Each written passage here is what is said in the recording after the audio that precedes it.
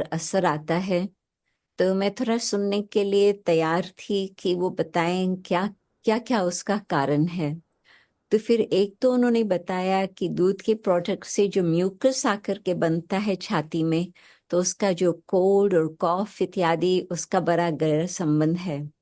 फिर और आगे चल करके पता चला कि कई ऐसे देश है जहां पर दूध का इस्तेमाल ज्यादा नहीं होता। जैसे कि उस समय चाइना की बात, आजकल तो वो भी शायद बात बदल चुकी है। परंतु जिन देशों में दूध नहीं इस्तेमाल होता है अधिक डाइट में, वहां पर कैंसर की बीमारी भी कम आती। तो ये सब बातें मैं सुनती रही भिन्न भिन्न स्थानों से। परंतु फिर वो समय आया जबकि एक 45 मिनट्स की डॉक्यूमेंट्री फिल्म मैंने देखी जिसका नाम था काउस्पिरेसी। तो जब वो बात मैंने देखी तो उससे ये पता चला कि जो लोग कहते हैं कि दूध तो बहुत शुद्ध चीज है, श्री कृष्ण भी दूध की चीजें खाते रहे, उसको बहुत पसंद आती थी। और फिर साथ साथ घी का मटका या बटर का मटका उसने चोरी की। ये सब कहानियां श्री कृष्ण के संबंध में हम भारत में सुनते रहे।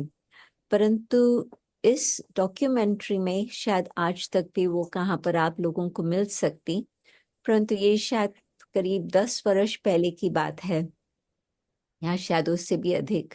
तो उसमें खास ये उन्होंने बताया था कि बहुत ही बुरी गति होती है गौ माँ की, जबकि उसको बार बार इंसेमिनेट किया जाता है।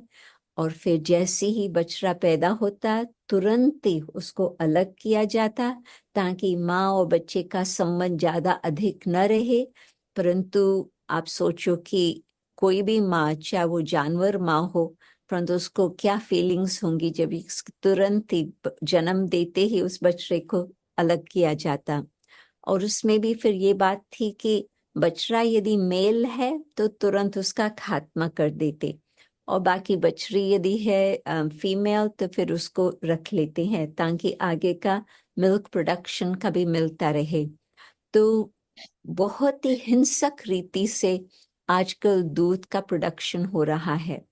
कहीं फिर मुझे कहते हैं नहीं नहीं नहीं, भारत में ऐसे नहीं है। मैं नहीं मानती, कारण स्टेटिस्टिक्स ये बताती है कि जहां पर डेयरी प्रोडक्शन है, कहाँ न कहाँ नजदीक पर मीट प्रोडक्शन भी अधिक चलती रहती है। उसमें भी आप लोगों को ये बहुत सुन करके आश्चर्य होगा कि कौन सा देश है जहां से सबसे अधिक बीफ का एक्सपोर्ट चलता है धंधा। भारत। आप सोच सकते हैं, जहां पर इतना गौ माता के लिए लोग हैरान होते हैं, और उसी देश से बीफ प्रोडक्शन मैक्सिमम चल रहा है विश्व के हिसाब से। तो ये बातें सब जो मैंने देखी और सुनी, बहुत 45 मिनट्स में तो बहुत इंफॉर्मेशन दिया जाता।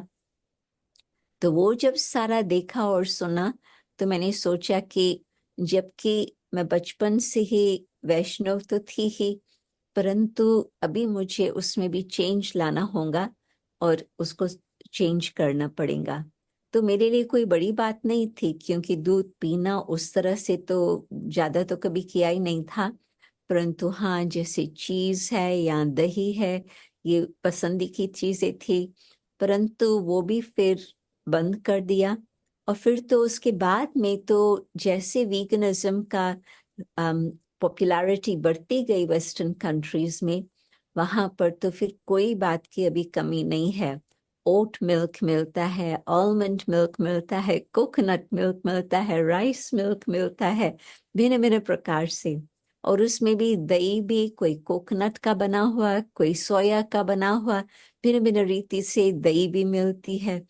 और चीज भी आजकल तो हम वैसे इन चीजों का ज्यादा इस्तेमाल नहीं करते, क्योंकि उसमें फिर केमिकल्स बहुत सारी यूज होती है।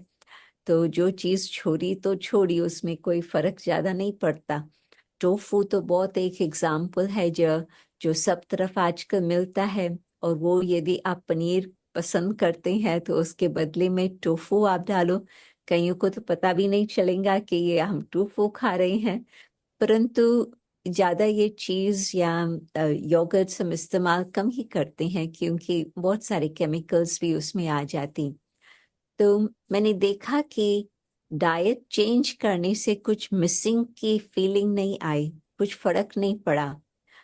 तबीयत के लिए होगा कि तबीयत ठीक है, परंतु मैं ये कहूँ कि डेयरी छोड़ने के कारण से ये हुआ, मैं कोई वो सीधा नहीं बता सकती कि तुरंत ही तबीयत में उसका क्या इम्पैक्ट रहा, क्योंकि बहुत ज्यादा तो वैसे भी इन चीजों का यूज नहीं हो रहा था। शायद इसी कारण से उसका कोई ज्यादा फर्क नहीं पड़ा। परंतु ये तो मैं कहेंगे कि मानसिक वृत्ति में जो हम ये सोचते हैं कि हम बिल्कुल अहिंसा परमो धर्म, आप सोचो आदि सनातन देवी देवता धर्म के लिए ये एक विशेष गायन आता है, अहिंसा परमो धर्म। तो हम कहाँ तक इस बात को स्वीकार करके उस अनुसार हम कर रहे हैं, वो हर एक को देखना होगा। और यदि आज तक भी हम दूध के लिए हैरान होते हैं, बटर के लिए आद आद आद, तो उसका असर मेरे मन के ऊपर क्या पड़ रहा।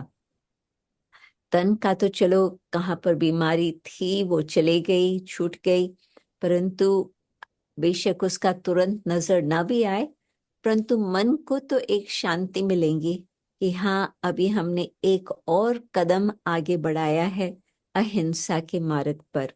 तो मुझे लगता है कि जितना इस बात का भारत में प्रचार होगा, और खास करके ब्रह्मा कुमारी इसमें, तो उसका फायदा ही है। बाकी यदि एनवायरनमेंट के हिसाब से हम सोचें, उसमें भी जो डेयरी प्रोडक्शन और मीट प्रोडक्शन है, उसका बहुत सारा ग्रीन हाउस गैसेस की बात आती है।